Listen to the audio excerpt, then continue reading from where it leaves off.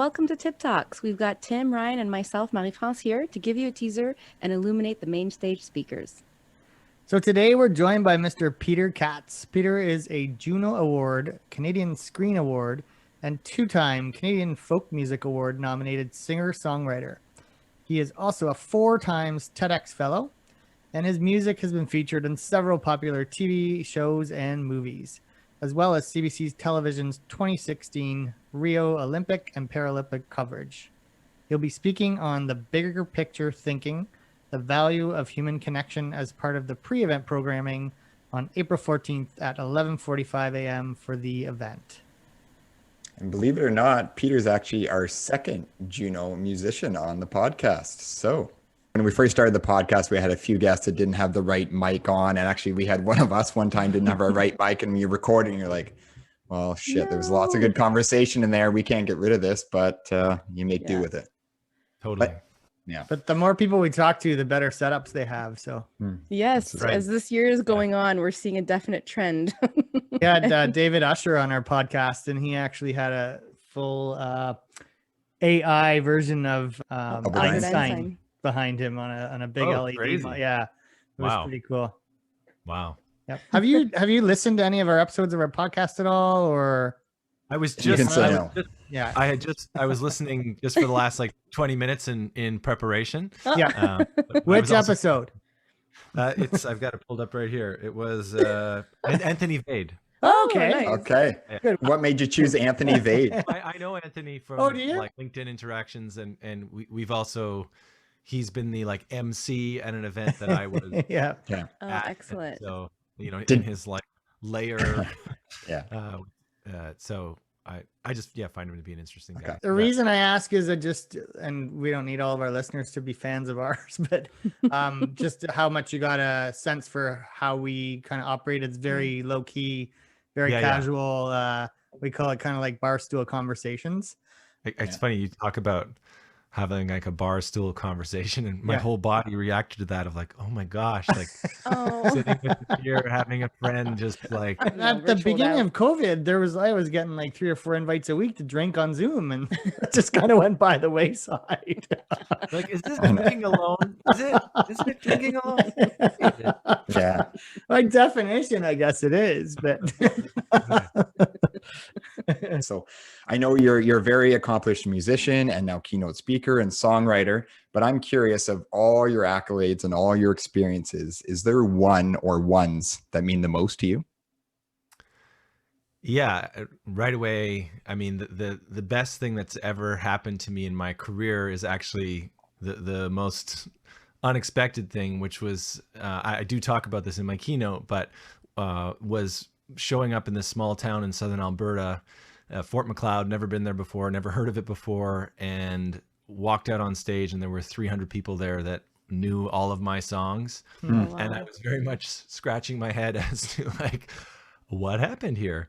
And long story short, this youth mentoring program had been using my songs as part of their curriculum. And long story short, 8 years later, I now actually run that program every summer. I'm one of a few people that runs that program. Cool. And you make a song, you make songs in your bedroom, you have kind of no control as to whether they're going to find a way out there. And the youth that I've gotten to work with, and the people, the friendships, of the people that I work with doing that work every summer, are literally the greatest people on earth. And that's the most rewarding thing that's ever happened from my music. Okay. Was Oh, I how love early that. was that in your career? I've got some photos of them nearby. Okay. Yeah. That was about 7 years in. So about 7 years in, and that was honestly, that was quite a turning point. I had been thinking, I don't know if this is working, and Right. and then that was the moment where I was like, oh, it's working in a way that I never would have anticipated. And it's funny too.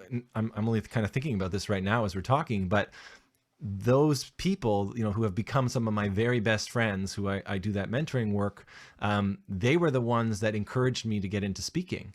My friend Dave, Okay. because a lot of them are teachers, and my friend Dave pulled me aside one day in the summer, and he said, "Hey, I've seen what you're like on stage and the stories that you tell, and I've seen you work with youth." And he said, "I'm a teacher, and we have speakers that come into our schools all the time." And he said, "You could do that really well." And so he actually helped me craft a talk. Anytime I was touring through Alberta, we would go for lunch together. He would take the afternoon off for professional development, and we would work on a talk. And that's really how I got my start in speaking, was because of my friend Dave. And then eventually I started speaking to grownups as well, but it all kind of started there. So that was a very life-changing moment. We're a bunch of people who love to give back, and I think there's something pretty serendipitous about giving back, and that's kind of how you carve your path. And sometimes it's a path you didn't even think was going to happen. So you fit right in with our crowd, that's for sure. You've got two other accolades that not everybody knows about, and one of them is that you rock a V-neck way better than Tim Whalen does. And I don't know.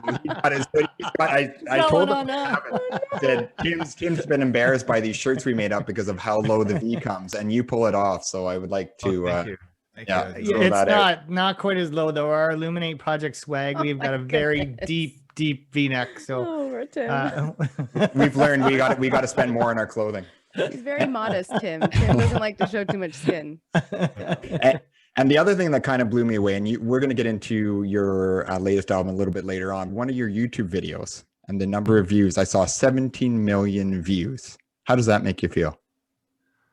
That's an interest. I feel like I could build a whole talk just about that video, because it's, I've made a lot of videos in my life. I've done a lot of things with a lot of great intention, of like spending all the money and hiring all the people and doing all the things, and you plan it and you strategize and you market, you do all this stuff. That video, one of my best friends, and he called me up one day and he said, "Hey, Meg and I are getting married, and we'd love for you to play during the ceremony." And I'm like, "Oh gosh, I'm honored, of course. Like, what Peter Katz song would you like to hear?" Yeah. Oh no. There was this long pause, and he said, "Well, actually, Meg wants you to play a Beyonce song." So I was like, "Okay, absolutely." Less humbled. Yeah. Well, I was like, anything for you. So I did this, arrangement of Halo, and I played it at his wedding, and they loved it. And then about a year later, during a low period in my life where I was actually of no fixed address for a while, I was kind of house jumping, and I was staying at a friend of a friend's cottage, kind of trying to put my life back together. And so I decided to learn Pro Tools. I was like, okay, might as well make the most of this time and learn Pro Tools. And I was like, well, what song do I want to produce? And it was coming up to the 1-year anniversary of their wedding. So I was like, all right, well, why don't I just do a version of this song and send it to them? And I didn't really know how to comp vocals, or that's just one vocal take. I just did it and sent it off to them. And then they loved it so much. He's like, "Hey, let me come to your house. I'll just film you playing this song, and I'll just give it to you for free." And so we just did it, put it, gave it to me. We put it up on the internet, and 17 million views. But the trick to success, I think, is Beyonce. Always Beyonce. Yeah, I know. You spend like $20,000 on another music video, and you hire publicists and marketing people, and that gets like 100,000 views, which I'm thankful for. But this is like mind of its own. So now it's not your lyrics, but your voice was in it, and it is chilling. Great. It's a beautiful song. It's well done. The reason we asked that question is Ryan also sings a great version of that song, so we're gonna really leave. No, you don't want to hear it. Tim, you and I can have a V-neck off, and Ryan and I can have a halo off. Exactly. Goodness. Well, speaking of music, so I was just spent the last week listening to your latest album. It's been really fun, called City of Our Lives, and I love the description of it, which it's described as an ecstatic free fall into the unknown. For anybody who hasn't downloaded it, I suggest you do it. It's great. I've been listening to it nonstop for a week. And I just felt like it was like you're telling a story, and I was kind of curious, what story were you telling? And it just feels so fitting for this last year, especially. I think we've had to let go of a lot of things, or maybe preconceptions or roles or different things that we've had to do. Yeah, it's funny. Like the album was actually completed in 2018. Okay. And it really is an album about going through some of your hardest things. I mean, the opening track on the album Paper Thin, literally the lyric is, when your biggest fear ends up coming true, that's when you find out what you have inside of you. I'm braver than I ever could have known. These days have shown that to me. When your biggest fear it ends up coming true, it's when you find out what you have inside of you. I am braver than I ever could have known. These days have shown that to me.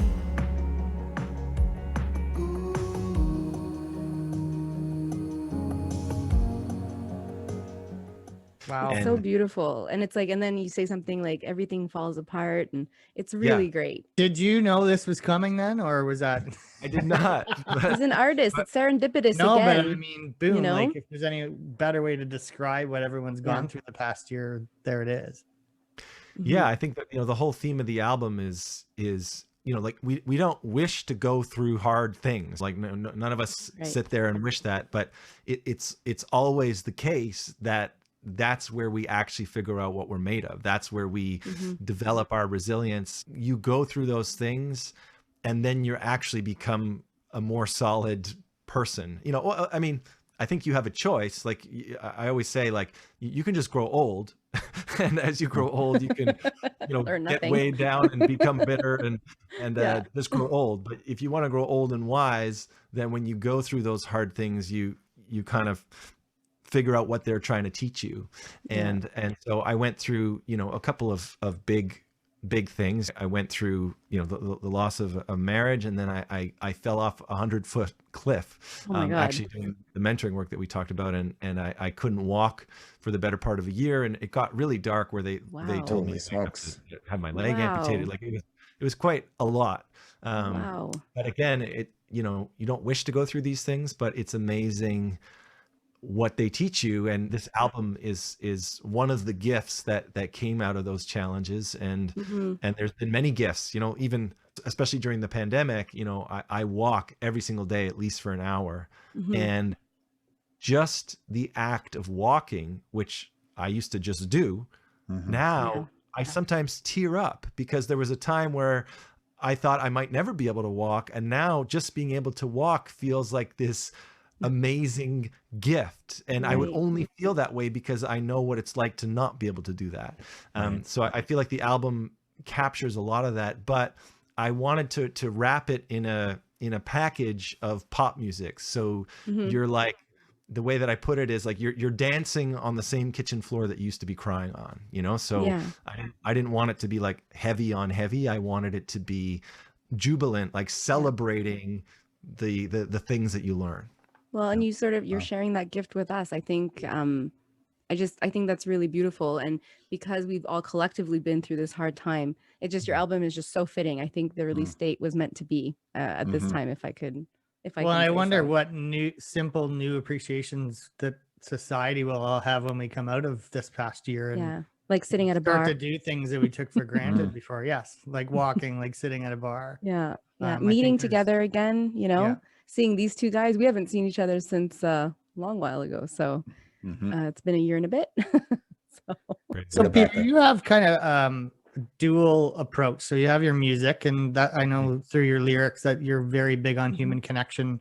But you also have your speaking side. And I think you do a lot of deep connection through your speaking and your keynotes as well. Now, here's my question for you. You think you can connect with people more through your music or through your keynote? It's funny, like in some way, like I don't want to disparage my music, because I love music, but so many times in my music career, before I ever got into speaking, people would walk up to me at the merch table afterwards and they would reflect how much that story hit them, you know, like how much the things that I had said in between the songs were part of the reason that they were coming to the show. And I get the exact same feedback from my talks is people, they talk about the talking parts and they're like, oh, and we love the music, but they don't emphasize the music as much as they emphasize the impact of the stories and some of the takeaways. So the way that I've always thought about it is like, you know, my music career is my laboratory, and my speaking career is where I present my results. And like the hardest thing that I do. That's great. I love that. Oh, well, I should give credit to my friend Blake Fly, another wonderful speaker. Oh, you're too humble. You can take it. I think that's great. What a great way to put it. But like the music, you know, like trying to pull something out of the air that doesn't exist is a really hard thing to do. Like you don't know if it's good, you don't know if it's finished, you don't know if you need another verse, if you change this word, if it's like there's just a million things. And so I feel like songwriting it's like the hardest, not like emotionally, but it you know, or like challenges of life, but it's like the hardest thing that I do to like create something out of nothing. I'm always trying to connect with people, and I just see the creative process as like the rest of my life. And I'll never get it right, or maybe you get like one moment right.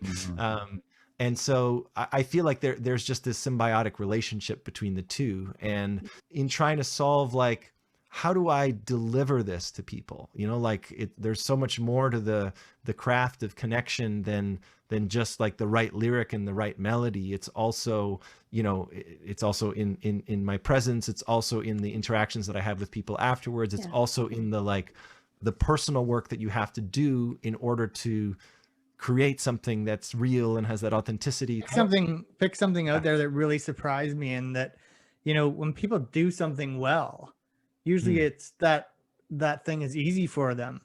And you're a brilliant songwriter, but it sounds like it is hard work, that process to get those results that you want. Well, absolutely, because the thing about it is the bar is always getting raised every single time. I'm raising the bar myself. Right. There's this great essay by, I'm blanking on it right now, but Ira Glass, I got it. So Ira Glass has this great essay about taste and talent. And he says, you know, when you're a creator at the beginning of your creative life, there's this big gap between your taste and your talent. So you're like, I love Radiohead, like, oh, they're a great band. And then you write a song, you're like, oh, this sounds kind of like Hootie and the Blowfish, or, you know, whatever. Not to knock Hootie and the Blowfish, but they wrote some great songs. No, it's too late. It's out there. Okay, I'm sorry. We're not editing it. That's it. That's staying in. Yeah, no, I mean, they've I'm done very calling well. Hootie. But we'll say it sounds like Mary Had a Little Lamb. Let's say that. Sure. Not to disparage some songwriter from the 45, but you know, you have your taste and then you have your talent, and the two are mismatched. But his point was like, well, what you have to do is you have to just keep writing, you have to keep creating, and over time what happens is your talent eventually matches your taste after like, you know, 20 years, and you're like, oh, I actually made something that I actually think is good. But then the bar just keeps getting raised and raised and raised, and so I find it, if anything, it gets harder and harder and harder. And I guess the other thing that comes to mind too is some songs fly out of me in 20 minutes. And those are like the little miracles that you just kind of thank the songwriting gods for. And, but if I only had, you know, built my career based on waiting for those songs to come, I would not have a career right now. You know, I really believe in, you have to like make the appointment to write, and inspiration will follow, and you have to roll up your sleeves and do the work. And I think what makes you a professional, or any professional, really good at what they do is that you do make it look easy. And that's the sign of being in your element. You know, there is a lot of hard work that goes into it, but if you make it look easy, then you've done your job, I think. So well, and it actually kind of goes back to our last podcast as well, that a lot of people don't see the failures, and you've had some, you know, some ups and downs, and well, your final product is fantastic, but it wasn't easy to come up with. So that's pretty clear. We have a segment in our regular podcast that we call temporary or transformational.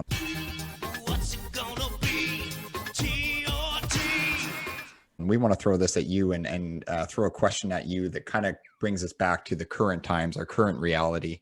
And I'm going to let you choose the music industry or the speaker industry, and ask you, what is something that you have observed in the last, let's say, year that you think is either temporary or transformational? Well, there's been a lot more speaking work than music work these days.